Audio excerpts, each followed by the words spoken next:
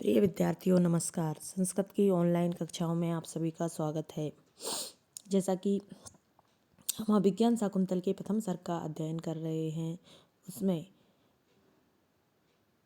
वैखानस प्रस्तुत श्लोक में दुष्यंत से क्या कहते हैं, तो उस समय कहते हैं, वैखानस जब कहता है कि आप महाराज आश्रम चलिए और अतिथि सत्कार ग्रहण करिए। क्यों करिए उस बारे में वो बताते हैं कि वहाँ आश्रम में आप क्या देखेंगे।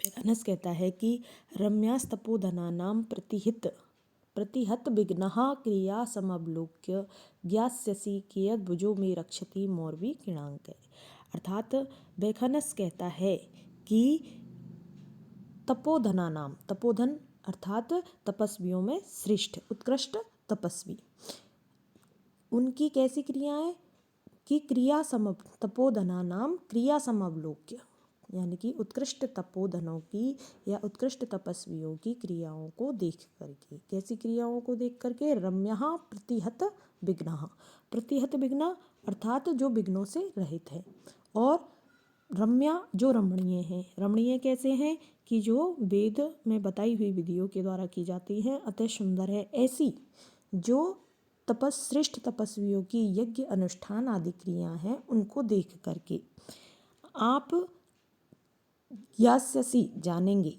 क्या जानेंगे? कि यद भुजो में रक्षति मौर्वी किणांक है, अर्थात मौर्वी किणांक में भुजय कियत रक्षति। मौर्वी किसको कहते हैं? धनुष की डोरी को।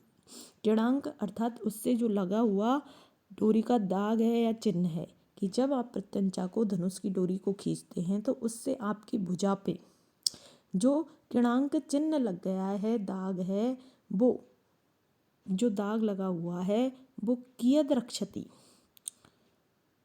वो कितनी रक्षा करती है। अर्थात आप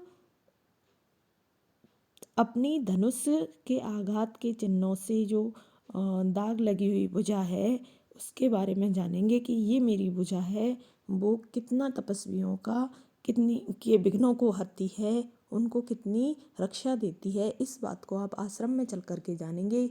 जब आप उनकी विघ्नों से रहित क्रियाओं को और सुंदर यज्ञ अनुष्ठान आदि क्रियाओं को देखेंगे, तो आपको अपने किए हुए रक्षा कर्म, जो एक राजा का, क्षत्रिय का जो धर्म होता है कि तपस्वी इत्यादि सभी की रक्षा करे, अपनी प्रजा की रक्षा करे, उस धर्म का जो पालन आपने किया है, उसके बारे में आपको वहाँ जा कर के विश्वास होगा कि मैंने कितनी अपनी प्रजा की रक्षा की, तपस्वियों की रक्षा की। तात्पर्य यही है कि आश्रम में आप वहाँ पर अतिथि सत्कार के बाद उनकी क्रियाओं को देख करके समझ जाएंगे कि मेरी भुजाओं द्वारा रक्षित ये ऋषि किस प्रकार अपनी धार्मिक क्रियाएं सफलतापूर्वक कर रहे हैं। तो प्रस्तुत श्लोक में यदि हम देखें व्याकरण की दृष्टि से, तो इसमें तपोधनानाम जो ये रूप है, ये षष्ठी विभक्ति के बहुवचन का है।